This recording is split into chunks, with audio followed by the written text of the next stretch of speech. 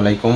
আপনারা দেখতে পাচ্ছেন আমাদের ফ্রিজের আপনার যে কন্ডেন্সার লাগিয়েছি, কন্ডেন্সার লাগাতে তারপর আপনার যে ফিল্টার লাগিয়েছি, এটা পুরাতন কন্ডেন্সারটা আমরা চেঞ্জ করে দিয়েছি। পুরাতন কন্ডেন্সারটা আমাদের লিক ছিল, লিক থাকার কারণে আমরা তার বিকল্প হিসেবে আমরা একটা কন্ডেন্সার বাজার থেকে কিনে এনে লাগিয়ে দিয়েছি। এরপর আপনারা দেখতে পাচ্ছেন আমরা এখানে একটা সিলিকা জেল ফিল্টার লাগিয়েছি। এখন সিলিকা জেল ফিল্টার লাগিয়ে এখন আমরা ভ্যাকুমে দিয়েছি। আমরা কীভাবে ভ্যাকুমটা করলাম, প্রেসার দিয়েছি, প্রেসারে আমরা আর কোনো লিক না পাওয়াতে এখন আমরা ভ্যাকুমে দিয়েছি। ভ্যাকুম কীভাবে করতে হয় তা আপনাদের সেটা দেখাবো। তার মানে কি, কম্প্রেসারটা আমরা এই যে কেপিলারি আপনারা দেখতে পাচ্ছেন, কেপিলারি লাগিয়েছি ফিল্টারের মাথায়। কেপিলারি দিয়ে আমরা মুখটা কেটে দিয়েছি, কেটে দিয়ে কম্প্রেসারটা আমরা চালিয়েছি। চালানোর কারণে এখন আমরা এইখানে ভিতরে যত হাওয়া আছে সব এটা বের হয়ে যাবে এখান দিয়ে। কারণ আমরা 1000 খাবো, কীভাবে দেখতে থাকুন। আমরা 1000 নিয়েছি, এক মুটকি 1000 আমরা ঢেলে দেব।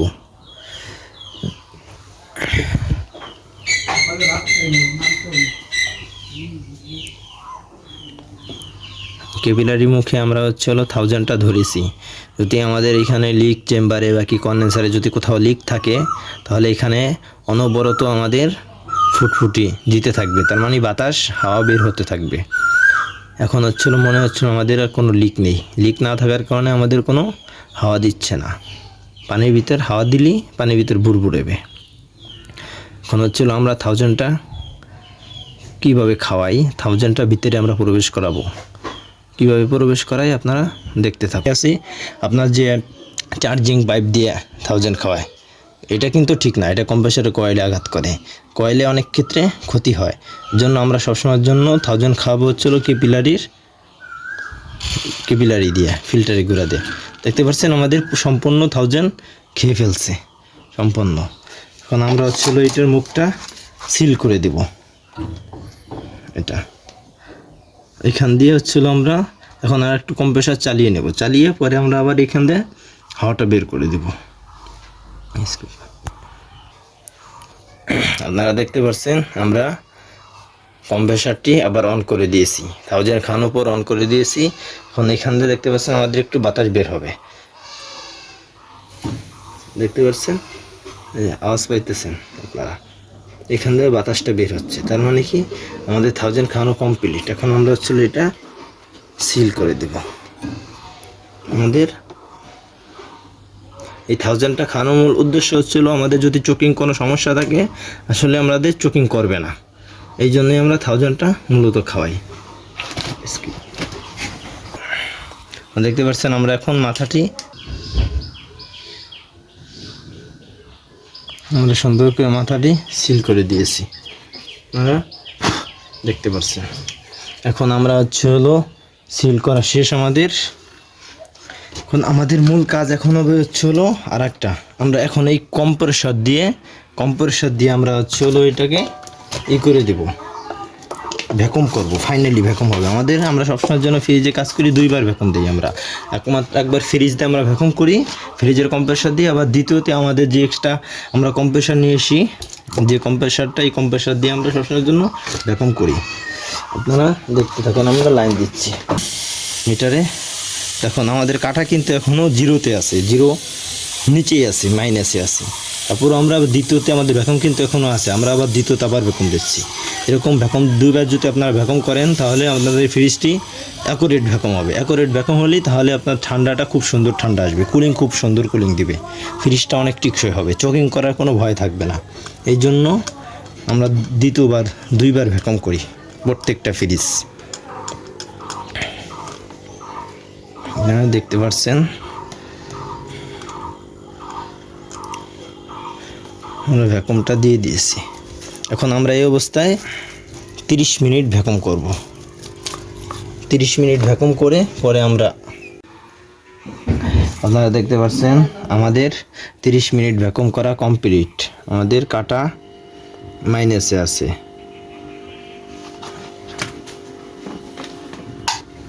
স্কিপ দিছি।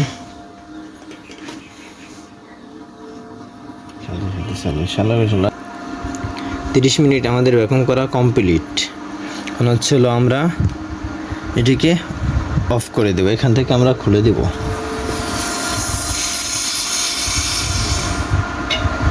এখন হচ্ছিল আমরা গ্যাস দেওয়ার জন্য প্রস্তুতি নিব।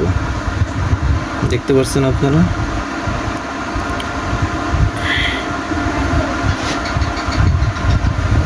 কিভাবে গ্যাস দিতে হয় আপনারা দেখতে থাকুন। আমরা এটা হলো আর 134 নাম্বার গ্যাস।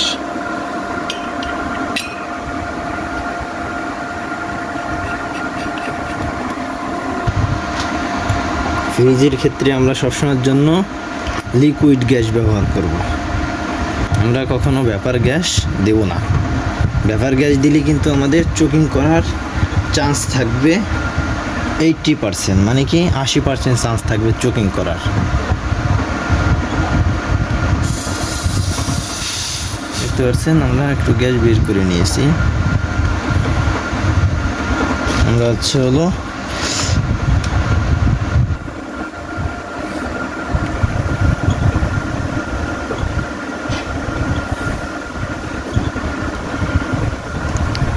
গ্যাস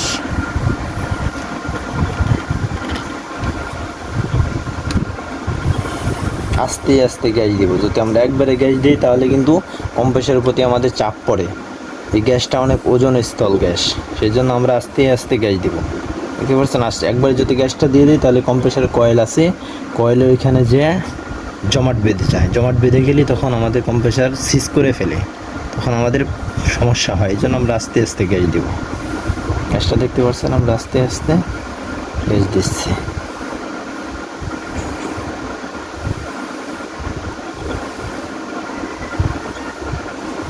আমাদের গ্যাস দিয়ে কমপ্লিট। এখন আমরা ফ্রিজটা চালিয়ে দিব। চালিয়ে দেওয়ার পর আমরা অ্যাডজাস্ট করে নেব। এটা হল অফ, এটা অন।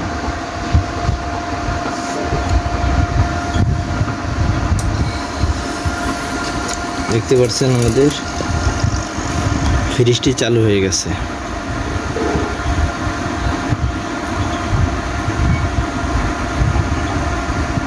আমরা আস্তে আস্তে করে গ্যাস দিয়ে নেব।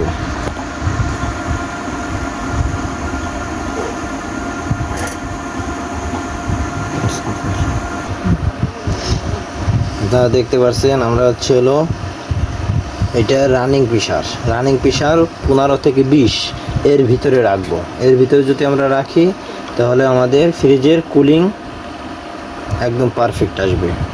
যদি আমরা এর নিচে রাখি তাহলে আমাদের কুলিং পারফেক্ট ঠিকমতো হবে না। এই জন্য আমরা সবসময়ের জন্য 134 নম্বর গ্যাসের প্রেসার রাখবো, রানিং প্রেসার 15 থেকে 20, তাহলে আমাদের কুলিং সুন্দর আসবে। আমাদের দেখেন আমাদের অনেক সুন্দর হিটিং আসতেছে। আমাদের হিটিংটা অনেক সুন্দরভাবে আসতেছে। আমরা এখানে ধরে দেখতেছি আমাদের হিটিং সুন্দর কন্ডেন্সার হিটিং আসতেছে।